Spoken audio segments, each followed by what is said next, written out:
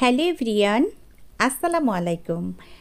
আশা করি যে যেখানে বসে ভিডিওটি দেখছেন সবাই ভালো আছেন, সুস্থ আছেন। হাজির হয়ে গেলাম নতুন আরও একটি রেসিপি নিয়ে। আজ আমি আপনাদের সাথে শেয়ার করছি ট্যাংরা মাছ ভুনা রেসিপি। আর চেষ্টা করেছি রেসিপিটা একেবারেই সহজ উপায়ে দেখানোর জন্য। তাহলে চলুন কথা না বাড়িয়ে মূল রেসিপিতে চলে যাই।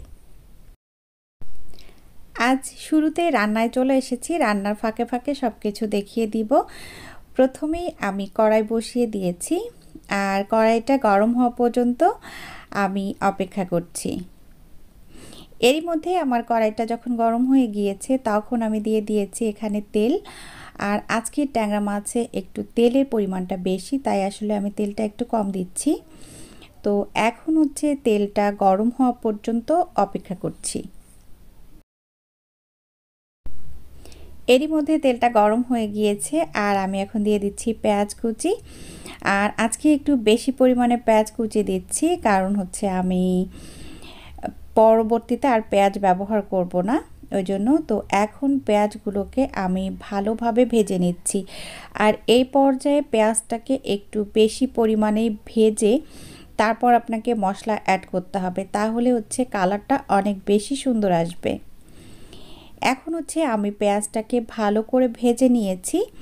দেখতে পাচ্ছেন একেবারে প্রায় বেরেস্তার মতো কালার চলে এসেছে। তখন দিয়ে দিচ্ছি পানি। আর পানিটা দেওয়ার কারণ হচ্ছে যাতে করে পেঁয়াজটা আর বেশি পড়ে না যায়। এখন আমি মশলা অ্যাড করছি। দিয়ে দিয়েছি 1 চা চামচ পরিমাণ আদা বাটা, 1 চা চামচ পরিমাণ রসুন বাটা, 1 চা চামচ পরিমাণ জিরা বাটা, আর এখন দিচ্ছি স্বাদ মতো লবণ। আর এখন দিয়ে দিচ্ছি এই 1 চা চামচের কম পরিমাণে হলুদের গুঁড়া, এই হাফ চা চামচের একটু বেশি। আর দিয়ে দিচ্ছি প্রায় 1 চা চামচের মতো শুকনা মরিচের গুঁড়া। এখন আমি ভালো করে মশলাটাকে কষিয়ে নিচ্ছি। আর আজকের ট্যাংরা মাছে একটু তেলটা বেশি ছিল, সেজন্য আমি আসলে তেলের পরিমাণটা একটু কম দিয়েছি। আর এত পরিমাণ তেল ছিল আমি মাছটাকে গরম পানি করে ধুয়ে নিয়েছি। তো এরই মধ্যে কিন্তু তেল ভেসে উঠেছে, মানে হচ্ছে মশলা কষানো হয়ে গিয়েছে। তখন আমি এখানে ট্যাংরা মাছ দিয়ে দিচ্ছি। আর আজকে হচ্ছে আমি 250 গ্রাম ট্যাংরা মাছ ভুনা করছি আর কি। একটু বড় সাইজের ছিল, এজন্য একটু সংখ্যায় কম হয়েছে। এখন মাছগুলো দিয়ে আমি কিছু সময় একটু কষিয়ে নেব। আর চুলার আঁচটা আমি মিডিয়ামে রেখেছি ভালো করে কষানোর জন্য। তো এরই মধ্যে দেখতে পেয়েছেন যে তেল উঠে এসেছে। আর এই পর্যায়ে কিন্তু মশলা এবং মাছটা সুন্দরভাবে কষিয়ে নেওয়া খুবই জরুরি, যেহেতু এটা ঝোলের জন্য না, যেহেতু ভুনা করছি ওই জন্য। ভালো করে যখন কষানো হয়ে গিয়েছে তখন দিয়ে দিয়েছি পানি।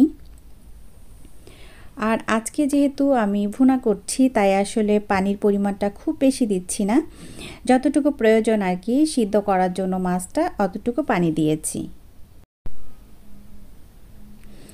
এই পর্যায়ে কিন্তু পানি বেশ খানিকটা কমে গিয়েছে।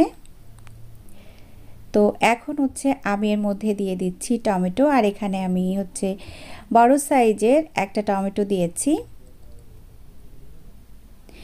এখন হচ্ছে টমেটো দিয়ে আমি একটু মিশিয়ে দিচ্ছি।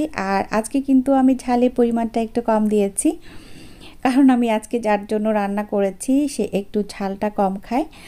আর আপনারা চাইলে কিন্তু ঝালের পরিমাণটা আরও বেশি দিতে পারেন, তাহলে আরও বেশি টেস্টি হবে। তো আমি একটু নাড়াচাড়া করে নিয়েছি।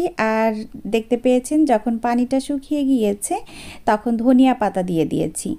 ধনিয়া পাতা দিয়ে একটু মিশিয়ে নিয়ে লাস্ট পর্যায়ে চলে এসেছি। তখন দিয়ে দিয়েছি ভাজা জিরার গুঁড়া, আর হচ্ছে দিয়েছি একটু ভাজা ধনিয়ার গুঁড়া।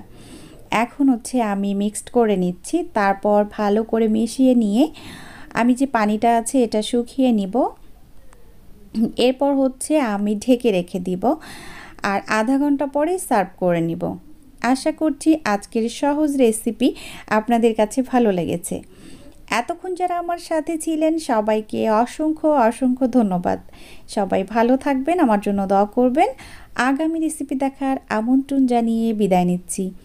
আল্লাহ হাফেজ, আসসালামু আলাইকুম।